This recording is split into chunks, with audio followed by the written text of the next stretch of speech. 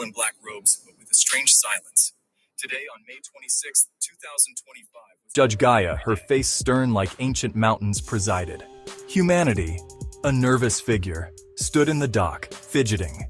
They looked around, eyes wide with a mix of fear and confusion. This was not a court they had ever imagined existing. The air itself seemed to crackle with an unspoken tension, a feeling that something very big was about to happen. This was the trial of the century, or perhaps the trial of all millennia, where the very elements of nature were the accusers. The charge was serious, very serious indeed. Gross negligence and willful destruction of planet Earth. Humanity gulped, a collective sound like dry leaves rustling. Who were the plaintiffs, you ask? Well, they were all around. A wise old banyan tree stood as the first witness, its aerial roots like flowing beards of an ancient sage. Next to it shimmered a formless entity representing water, sometimes clear, sometimes murky with unshed tears of pollution. An amalgamation of animal voices echoed, a low growl mixed with a sorrowful chirp. And finally, the invisible but ever-present air who promised to make its presence felt. What a scene it was, truly. The prosecutor, a sharp gust of wind, began the proceedings with a whoosh. "Your Honor," it whistled, "we are here today because we can no longer stay silent. For centuries we have given, and humanity has only taken. They have forgotten the sacred balance, the delicate dance of life. They have treated our home, their only home, like a dustbin, like a never-ending resource. They seem to believe they exist outside of nature, not as a part of it. This madness must stop, now!" The words echoed, leaving humanity looking even smaller.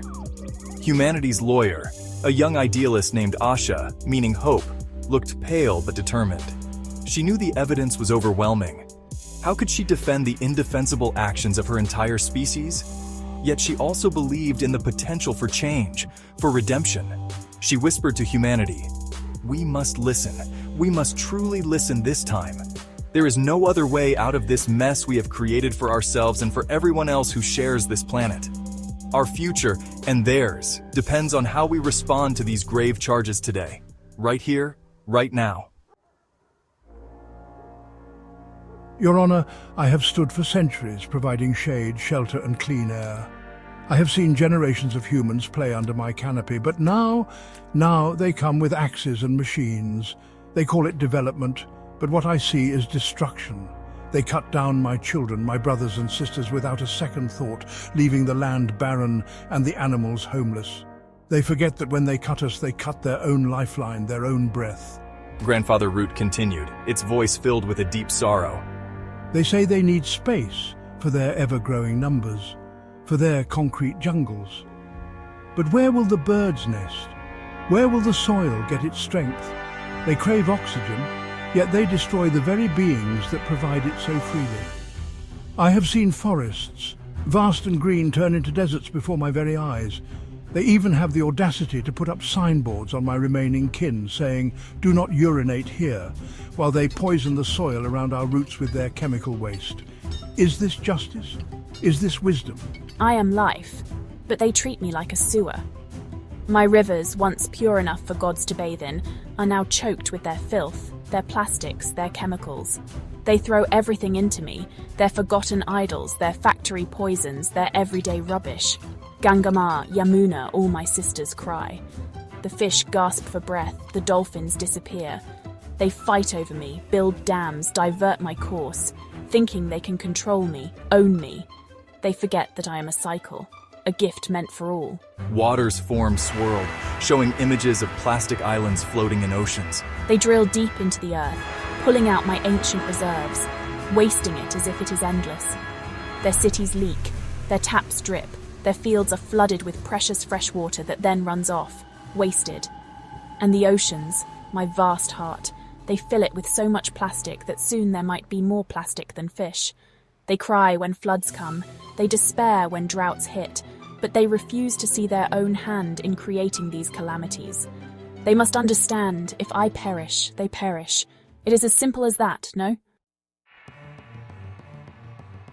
Our homes, they are gone. The forests are shrinking, the grasslands vanishing. We are hunted for our skin, our bones, our horns, just for their greed and their silly trinkets. They call it sport, we call it murder. My cousins, the rhinos, the elephants, they walk in fear. Many of our brethren are now just pictures in books, stories for children. Is this the legacy humanity wants to leave behind? A silent, empty world? I'm supposed to be the breath of life, but they have made me a carrier of disease. Their factories, their cars, their burning fields, they pump endless poison into me. In their big cities, children struggle to breathe. The sky, once a brilliant blue, is often a hazy brown or grey. They talk about air quality index as if it's a game score, forgetting that behind those numbers are real lungs, real lives, suffering. I carry their pollution across continents. Acid rain falls from me, harming forests and waters far away. Air swirled, becoming colder. And what about the climate? They fill me with greenhouse gases, trapping heat, making the planet warmer. The ice caps melt, the seas rise, the weather becomes wild and unpredictable. Storms become stronger, droughts last longer. They know this. Their scientists tell them again and again, yet they continue, chasing short-term profits while sacrificing the long-term health of the planet and their own future. They are suffocating themselves, and they are taking all of us down with them. How can they be so blind, so very blind to this simple truth? Judge Gaia, after listening patiently to all the testimonies, finally spoke. Her voice was like the rumbling of the earth, powerful yet tinged with sorrow. Narrator. Humanity, she said. The evidence is overwhelming. You have harmed your fellow beings, your home, and yourselves. The anger and pain you have heard today are real. You stand accused, and indeed you seem guilty. However, this court is not just about punishment, it is about restoration, about finding a way forward. The question now is, what will you do? Will you continue on this path of destruction, or will you choose a different way, a better way? Asha, humanity's lawyer, stepped forward, her voice clear despite the gravity of the moment. Your Honor, esteemed members of nature, humanity has listened. We have heard the pain, the anger, the despair, and we are ashamed, deeply ashamed. For too long we have been deaf and blind. We took without gratitude, we consumed without thought. But please, believe me when I say, not all of us are lost. There is a growing awareness, a deep desire for change, especially among the young. We understand that we are not separate from nature, but a part of it.